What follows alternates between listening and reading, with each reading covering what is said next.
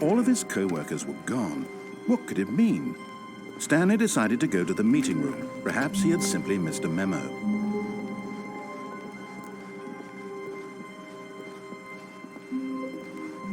When Stanley came to a set of 2 open doors, this was not the correct way to the meeting room, and Stanley knew it perfectly well. Perhaps he wanted to stop by the employee lounge first, just to admire it. Standing now in this incredible room, Stanley for the first, but eager to get back to business, Stanley took the first open door on his left. Stanley was so bad at following directions, it's incredible he wasn't fired years ago. Look, Stanley, I think perhaps we've gotten off on the wrong foot here. I'm not your enemy, really, I'm not. I realize that investing your trust in someone else can be difficult, but the fact is that the story has been about nothing but you all this time. There's someone you've been neglecting, Stanley. Someone you've forgotten about. Please, stop trying to make every decision by yourself. Now, I'm not asking for me, I'm asking for her. This is it, Stanley. Your chance to redeem yourself. To put your work aside, to let her back into your life. She's been waiting. That's her, Stanley. You need to be the one to do this, to reach out to her. If you can truly place your faith in another, then pick up the phone. As Stanley picked up the phone, a white light engulfed him, filling him not just with radiance, but with hope. Hope for a life reunited one... Wait. Oh, goodness. Stanley, did you just unplug the phone? No, that wasn't supposed to be a choice. How did you do that? You actually chose incorrectly? I didn't even know that was possible. Let me double-check. No, it's definitely here, clear as day. Stanley picks up the phone. He's taken to his apartment where he finds his wife, and the two pledge themselves to one another. Music comes in, fade to white, roll credits. Not picking up the phone is actually somehow an incorrect course of action. How is that even possible? None of these decisions were supposed to mean anything. I don't understand. How on earth are you making meaningful choices? What did you... Wait a second. Did I just see... No, that's not possible. I can't believe it. How had I not noticed it sooner? You're not Stanley. You're a real person.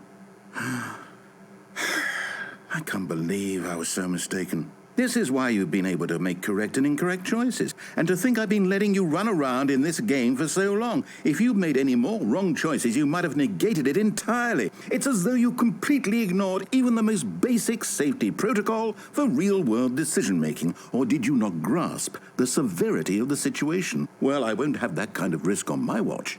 I'm going to stop the game for a moment so we can educate you properly on safe decision-making in the real world. Please observe this helpful instructional video. Choice. It's the best part of being a real person. But if used incorrectly, can also be the most dangerous. For example, in this scenario, a hypothetical real person named Stephen has a choice. He could spend years helping improve the quality of life for citizens of impoverished third-world nations. Or he could systematically set fire to every orphan living in a 30-kilometer radius of his house. Which choice would you make? Remember that unlike here, the real world makes sense, and at no time should you make a choice that does not conform to rational logic. If you find yourself speaking with a person who does not make sense, in all likelihood, that person is not real. Allow the person to finish their thought, then provide an excuse why you cannot continue talking. Turn to a partner and practice saying, "My goodness, is it 4:30? I'm supposed to be having a back, sack, and crack."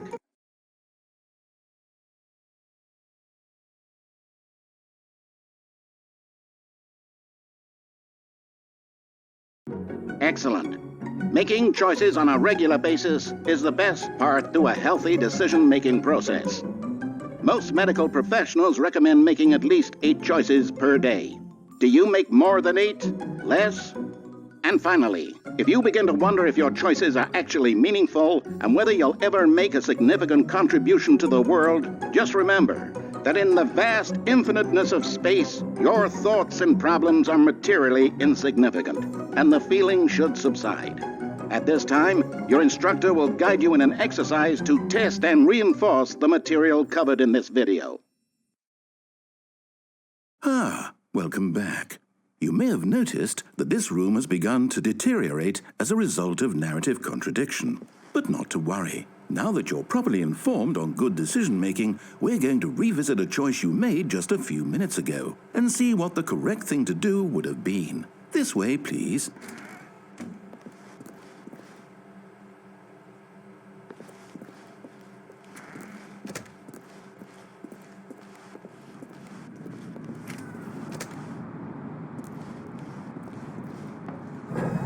Now that we know your choices are meaningful, we can't have you jumping off the platform and dying. Imagine the main character dying senselessly halfway through the story. That story would make no sense at all. We just need to get you home as soon as possible before the narrative contradiction gets any worse. Unfortunately, it seems this place is not well equipped to deal with reality.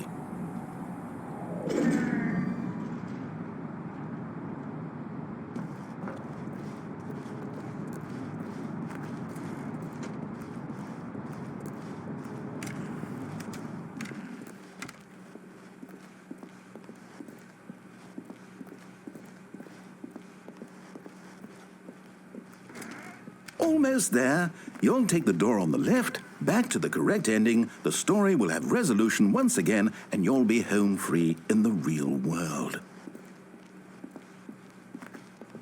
Now remember, all you need to do is behave exactly as Stanley would. That means choosing responsibly and always putting the story first. I'm quite sure you'll be up to the task. Just follow my lead and you'll be fine. All right. When Stanley came to a set of 2 open doors, he entered the door on his left.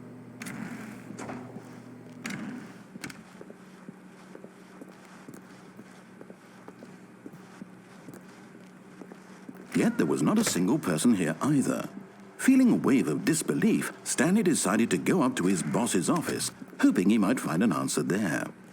Coming to a staircase, Stanley walked upstairs to his boss's office.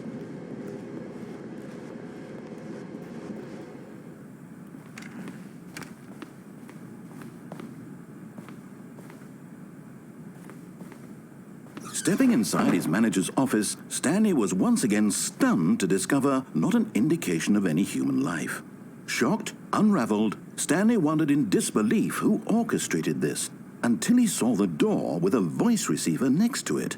Surely behind this door lay all the answers to his questions. And beyond all probability, he knew the passcode. He had seen it on his boss's computer just last week. Night Shark 115. Was this the code to open the door? Would it still work? There was only one way to find out. Stanley had been trained never to speak up, but now he would draw from within himself the courage to face the unknown. He drew a sharp breath and then spoke the code.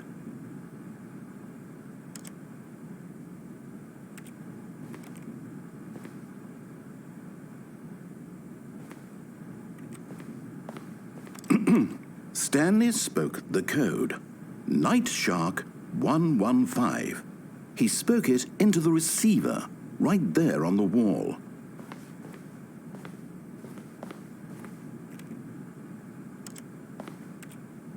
I'm sorry, is there a problem? You didn't mishear me, did you? Please speak the code into the receiver. Otherwise we can't get on with the story. This is a crucial step.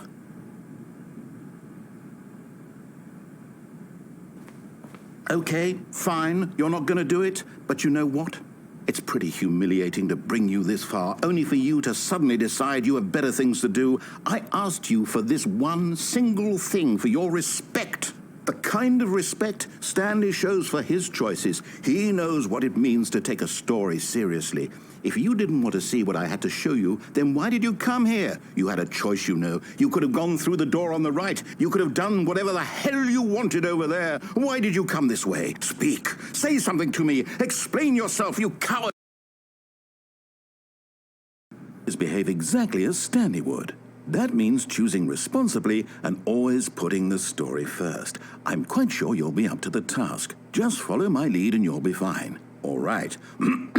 When Stanley came to a set of 2 open doors, he entered the door on his left.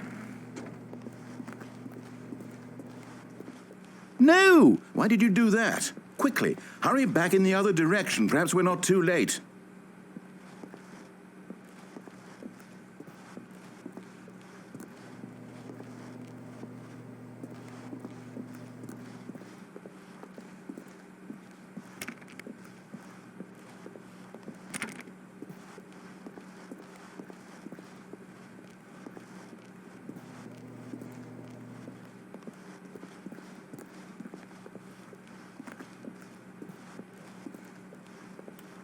Oh, it's ruined.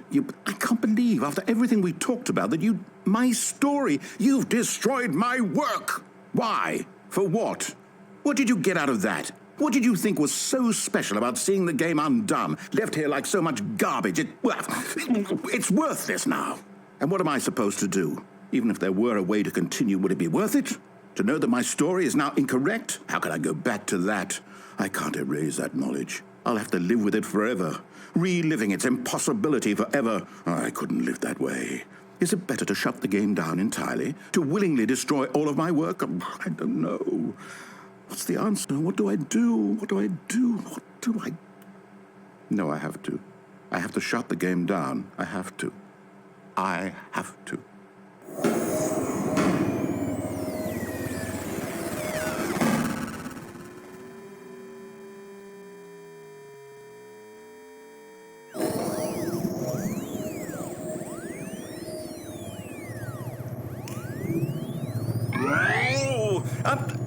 I'm here.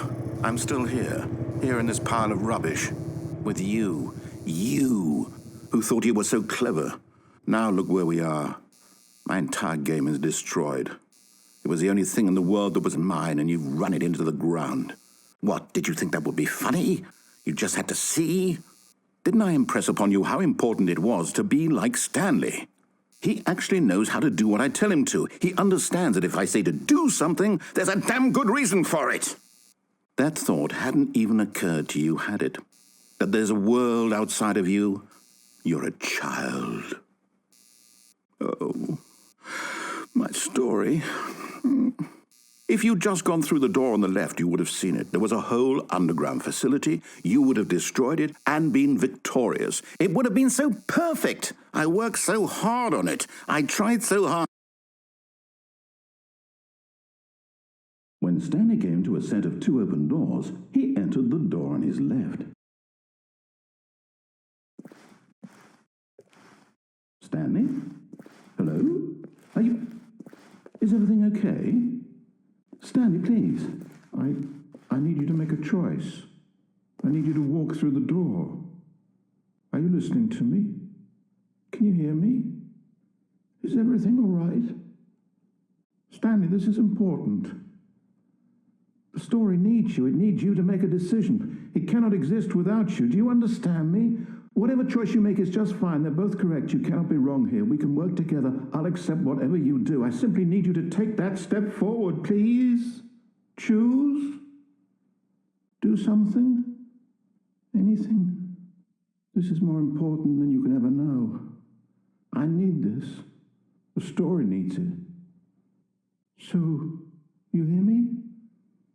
Are you there? Are you listening to this? Stanley, are you there? Okay. It's okay, I can wait. You need time to decide. Time to make sure your choice is correct. That is the best choice. That's all right. I'll wait for you to decide what's the right thing to do. Take as much time as you need.